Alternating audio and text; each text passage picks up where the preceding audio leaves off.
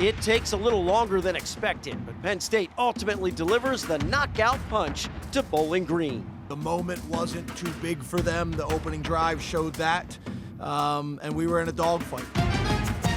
The defense is worked over by the Falcons in the first half before the Nittany Lions regroup and recover after the break. That's just our mentality. We always do third quarter shutouts last year, and that's just what our mindset is coming out of halftime. And it's a new place at Beaver Stadium to help some members of the community when they are overwhelmed by the excitement of a game. So what we're trying to do is desensitize the senses. So the hearing, the smells, the sight, the sounds, the touch of people bumping into you. Why a sensory room was added and where it's located at the venue. This is Nittany Game Week.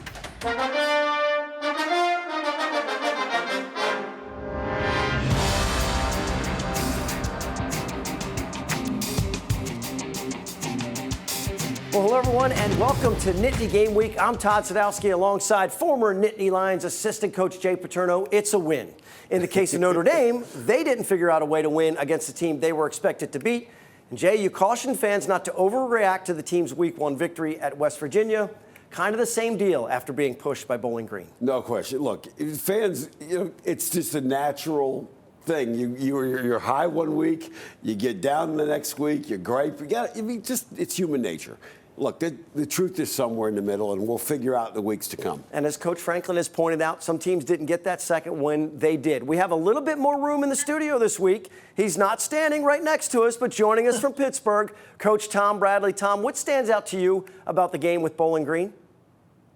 Well, I think the one thing, the adjustments, they obviously made something at halftime because the first half stats to the second half stats on defense are totally different. Nittany Lions need 2 weeks to prepare for Kent State. No game until they host the Golden Flashes on the 21st. We'll discuss that Jekyll and Hyde defense, the offense playing catch-up, and a solid effort from the special teams in our opening drive. Well, we start with a wild afternoon for the Nittany Lions defense. We'll show you 2 plays from Bowling Green's first half. The first play of the game, Connor Bazelak threads the needle for a big gain, and then a touchdown throw over the coverage that extends the Falcons' lead to 10 points at the time. After their first half struggles, they regroup and recover nicely after the break, Tom. Yeah, they did. They only gave up, I think, the third quarter 6 yards in 6 plays. So, and looking at them, the one thing that really kind of stood out to me was the yards per rush, that giving up 4.7 and 121 yards total. That's something they're going to have to get a handle on real quick, because it's a recipe for disaster if you're not going to be able to get off the field. And I think the other thing is that the 4-man pass rush needs to produce. And obviously, people saw the big day the tight end had 11 catches for 137 yards. So I think people will pick up on that and game plan their tight end into the offense. Well, Coach Allen and his staff made the proper adjustments at halftime. They spoke to the guys, and everyone was more focused and better executed after the break. Whether you're up at halftime or down, you got to play with the same aggression. And when you're down, obviously you're upset, so you're just going to come out stronger and aggressive. So Coach Allen, he came out and he just told us what we had to hear at halftime, and that's what we did. Just the team at halftime, we all came together, especially as a defense, came together. We talked to each other, communicated, making sure everybody was getting the calls, just making sure everybody's doing their job and just, securing tackles and stopping the run. Now, the Falcons controlled the ball for 32 minutes and was 7 of 14 on third down conversions. Now, the struggles on defense put the Nittany Lions in a hole. Certainly, the offense did not expect to be playing catch-up through the majority of this game, Jay. No question. They were playing the defense. It really was probably the weak spot for Bowling Green, and they were able to get big chunk plays. Did not have a whole lot of third downs. They were not good enough on third downs, but again, only 9 third downs through the whole game. But if you look at the scoring drive, it was 1st and 10, 2nd and 3, 1st and 10, 1st and 10. The average yards on first down were really, really good for Penn State. But as you go into November, third down is going to matter. 32 seniors on the Falcons. This was an experienced team that has given some Power 5 teams, Power 4 teams trouble in the past, and Coach made sure to give some credit to the opponent. I'm not one of these coaches where I'm not going to give credit to Bowling Green. That's Bowling Green giving them credit for their plan and their players. And then it's also us, making sure we're doing a good job with our plan and our players, going out and executing. It's literally both. Overall, I think we were in a very positive mindset because we were moving the ball really well and effectively, and we were kind of doing what we wanted to and what our game plan called for. But we just got to, stay ahead of the sticks and not be in third and long as often as we were today. He didn't have any touchdowns, but Aller continues to target tight end Tyler Warren in crucial situations. He had 8 catches. No one else had more than 2. And we have to give some attention to the third phase of the game. Special teams, solid effort in the home opener. And Jay, let's talk about the field goals for Sander Sahadak. 43-yarder is good. He also hits from 28 yards out. Anytime you're handing a job to a new place kicker, you want some early feedback that you made the right decision. Well, confidence is so critical to that position, and that was a question mark coming in. Good to see that because, again, when you get into these games, they're going to be a lot tighter. Field goals are going to matter. And that was a big field goal at the time, the last one. Tom punter Riley Thompson is a reliable veteran who actually wins the Ray Guy Punter of the Week National Award. 4 punts, 2 inside the 20 with a 56-yarder. Special teams is such an important part of success. Boy, everybody kind of forgets about those hidden yards, but when you can punt the ball and cover the way they did and add the length to the field, boy, it makes it a lot easier on the defense. Penn State 2-0 with a week to make some corrections before they're back on the field at Beaver Stadium. And after 2 games, there's plenty of examples of the awesome potential of the Nittany Lions, and some plays raises a few eyebrows. What's working early on that can keep PSU on the roadmap to victory? That's coming up.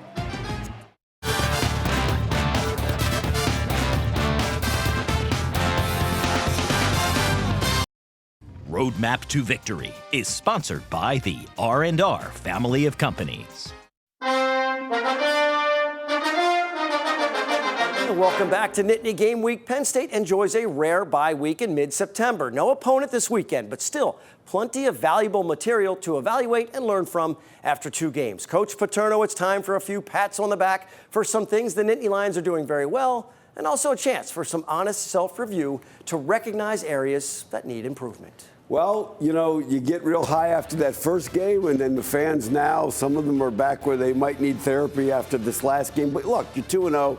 Don't complain too much. But from a coaching standpoint, you got to think about what do we have to worry about and what do we feel good about. Let's talk about defensively first, because in the first half there were some things to be worried about. The thing you want to be worried about is Bowling Green with their skill guys had no problem going after Penn State's secondary, which everybody thought was a strength. In 2 games, 75 drop-back passes, just 2 sacks, 3 hurries. That's only a 6.7% pressure rate. They've got to do better. They go right after the slot defender there who had outside leverage, let the guy go inside and beat him back outside. That cannot happen. And there was a number of times they went after those guys. Now, let's talk about something good. Second half, they made this quarterback move off of his spot when he wanted to throw it. And Rojas makes a great play under here. They're matching up because there's 3 tight ends in the game. As they get the crossing route coming across, he passes the deep guy off the secondary because it's too high safety and runs with him and makes a great play on this interception. This is not an easy play to make for a linebacker. Shows you how athletic it is. Now, let's turn to the offense and talk about some things that were great. We talked about Tyler Warren and the tight ends. Now, the wideouts have not gotten the kind of production that you'd want to see out of them, but having a guy like this inside is going to force them to double them up. Now, watch this, though. Great throw, great read, but Drew is staring this down. Now, against the better secondary with the backside safety, probably going to make that play, going to have to adjust. Now, here's an example where the staring down gets you in trouble. Okay, this is the same play we just saw Bowling Green score on, an up and back. Very easy read. But Drew has got his mind made up on this guy, and this guy watches it all the way and drops back underneath. It's 1st and 10 inside the 15-yard line. Take the underneath throw, let that guy potentially score, at least get you to 2nd and 2 or 1st and 10. But as you see, he stared him down. And it's right in our name. Just because the football team kicks up their feet this weekend doesn't mean it's not Nittany Game Week. PSU fans get a chance to catch up on the other fall sports. The one we focus on is the 3rd-ranked team in the nation, the women's volleyball team. And we spoke with head coach Katie Schumacher-Cawley about her squad's big wins and the chance to do something very special this season. I had the most amazing experience here at Penn State, on and off the court. And, my goal is to continue to make an impact here and to help these players. And, the exposure that they're getting is unbelievable. And it's such an exciting time for us at Penn State. And I think for all women's sports, but I think it's setting them up for success, and it's, for them to be able to have contacts and, all these positive relationships through competing, but to also see for the future and to help them with jobs and just give them exposure that they deserve. So, Coach, it is traditionally a football show, and you're no stranger to the sport. Your brother played at Illinois, married to someone who played in college and the NFL. So, look, let's compare and contrast who has the tougher, more competitive athletes in volleyball or football, or really some of the traits and characteristics that are really valuable for both sports. No, volleyball for sure. I grew up in a football family, and I love football. I just think, being a part of something special and being a part of something that's bigger than you. And, I think just having that family rivalry is great. But, I'll tell you what, my family's all Penn State right now. So it's, I'm lucky to have been around, coaches and other players, within my family and community that are so supportive and want to see Penn State volleyball do well. Road wins at number 15, Tennessee, and at number 9, Kentucky, along with a home sweep of number 4, Louisville. And this weekend, they're hosting the Penn State Invitational. Our Impact interview is next, and it's a little different this week. We'll talk with some Penn State alumni changing the way some Nittany Lions fans experience events at Beaver Stadium, how they're impacting the community when Nittany Game Week returns. Impact Interview is sponsored by the Pocono Mountains, where small-town charm meets big adventures. Book your trip today by visiting PoconoMountains.com. We're back on Nittany Game Week. Beaver Stadium is undergoing a $700 million renovation over the next few years. They already have a new revolutionary addition, and it fits into a small area of the building. This week's Impact interview is with Penn State graduates Rich Francis and Elisa Krakowski, who have sponsored a sensory room for families and individuals at the venue. Elisa, I want to talk about the sensory room. We're here at Beaver Stadium, and maybe just kind of talk conceptually about, some of the things in your life, in your family's life, that you said, this sounds like an idea that we might be able to pursue, how it kind of came about conceptually to want to have a sensory room here at Beaver Stadium. Sure, so we should probably start back when my son was diagnosed 6 years ago. Lex is the inspiration for the Excel Foundation. It's his name spelled backwards. It also means to exceed one's expectations, to excel. So when he was diagnosed, I immediately started looking for resources. And Culture City was one of the organizations that I came across. And I found them to be very exciting because of the inclusivity that they brought to venues. So fast forward 3 years, when we founded the foundation, we had 2 missions, and one was for inclusion and one was for research. The research was the easy part because it was well defined. So there's doctors that dedicate their whole practice, their whole life to autism research. So all we had to do there was interview doctors and see which ones aligned with our priorities. So that was easy. So we granted $1 million to a group of 5 doctors, and that part was well defined. The inclusion part was the harder part because it's so broad in nature and the spectrum is so broad. So that's where Elisa's research led us to the sensory rooms. So I went back to Culture City and asked how we could be a part of their inclusion movement. And they said, why don't you try the sensory trailer? So the sensory trailer is ultimately like the sensory room here at Penn State, but it's on wheels. So it's able to travel to different venues all over the United States, and we really liked that idea. Culture City has sensory rooms in 1,500 venues all over the world. So to make an impact, it just seemed hard to pick one. So they suggested the sensory trailer, and its very first stop was the Super Bowl 2 years ago. And so, of course, Elise and I are both Penn State alumni and both big football fans, and we thought, wow, if we could see if Penn State has one, go back there and see if they have one. If they don't, we could offer to put one in. And so she reached out to Pat Kraft, who liked the idea, and we started. Nothing like starting out small, the Super Bowl, right? Yeah. Let's start out with the Super Bowl. But how is it set up? I mean, look, we can hear what's going on, but it's obviously not nearly as loud as what's out there with the regular public. So a sensory room at a stadium that holds 100,000 people. What are we trying to accomplish in this particular room, the way it's set up right now? Sure. So what we're trying to do is desensitize the senses. So the hearing, the smells, the sight, the sounds, the touch of people bumping into you. You know, Penn State being the amazing stadium that it is, it's loud, there's lots of people are excited. So at times of overwhelming to come in here and to be able to see a room that's a little bit quiet, the coloring of the room is softer, there's the bean bags on the floor where you can kind of sit down and relax. We also have the headphones, the noise canceling headphones that you can take with you once you have reset your senses and go back into the game. It says Francis Family Sensory Room at Beaver Stadium, Penn State alum, proud Penn State alum. Well, you see that. What goes through your mind? Humbled by it. I would rather be named the XL Foundation, but they surprised me, and it was incredible. Penn State's done so much for our family. We have now my granddaughter's here, so third generation. Gave me an education and friends, and launched my career. So to be able to give just a little bit back meant everything. Thank you to Rich and Elisa for sharing their experiences and purpose for the Sensory Room with us. We have our full interview with them about the Sensory Room at NittanyGameWeek.com. And make sure you go to NittanyGameWeek.com for the entire conversation, along with other web-exclusive content like our depth chart and Nittany Game Week podcast. Penn State football fans have a little downtime before the team hosts 3 consecutive games in Happy Valley. We have a few suggestions on what to prepare for your next tailgate. Let's send it over to Jay.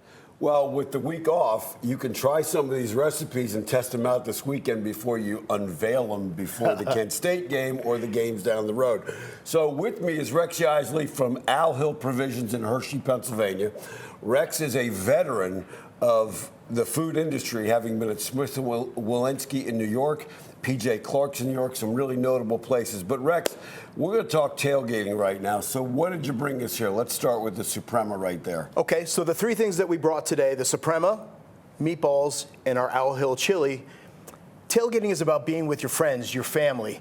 And a lot of times people are scrambling to put the food together, to throw the grill together, when really what they should be doing is enjoying a nice adult beverage and enjoying nice food.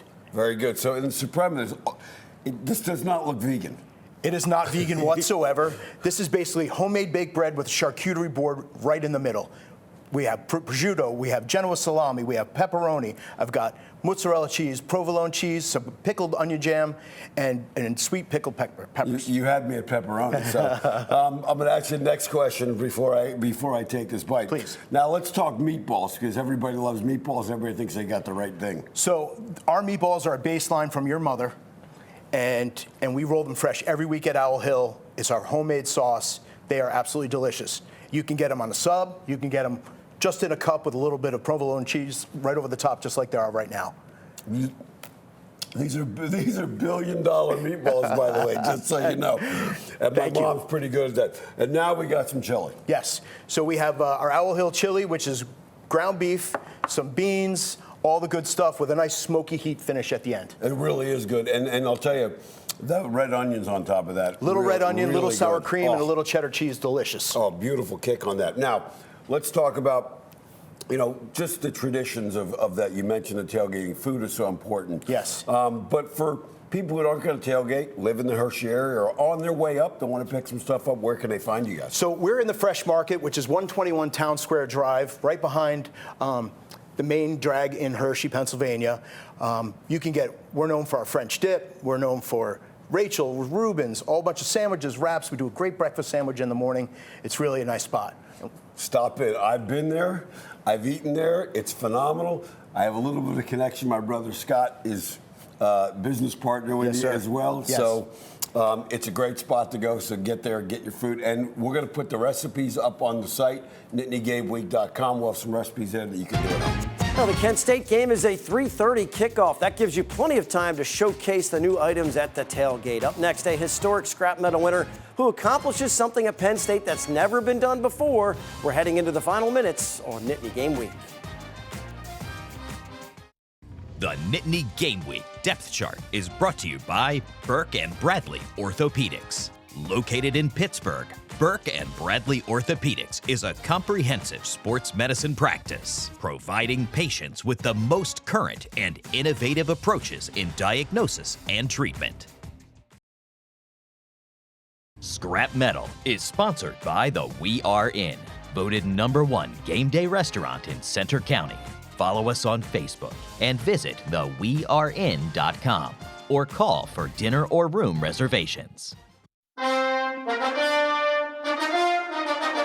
Well, it's always difficult for Scrap to pick an offensive guy for his weekly award, but even you have to admit, Tom, this was an easy choice for Scrap Metal. It was a very easy choice. Coach Franklin called tight end Tyler Warren the most complete tight end in the country. He set the Penn State single game record for receiving yards by a tight end, 8 catches for 146 yards last Saturday versus Bowling Green. And that tops Matt Kranchek's 136 yards. He held the record previously from 2003.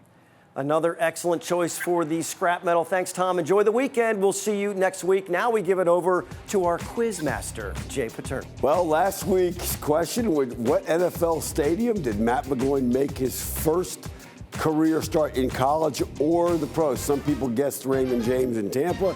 Some people guessed Link. It was FedEx Field against Indiana in a game that the Washington NFL franchise took. Now, for this week, since we're talking tailgate and food, in the 1970s and 1980s, it was customary during the longer Penn State football practices to take a break to hydrate.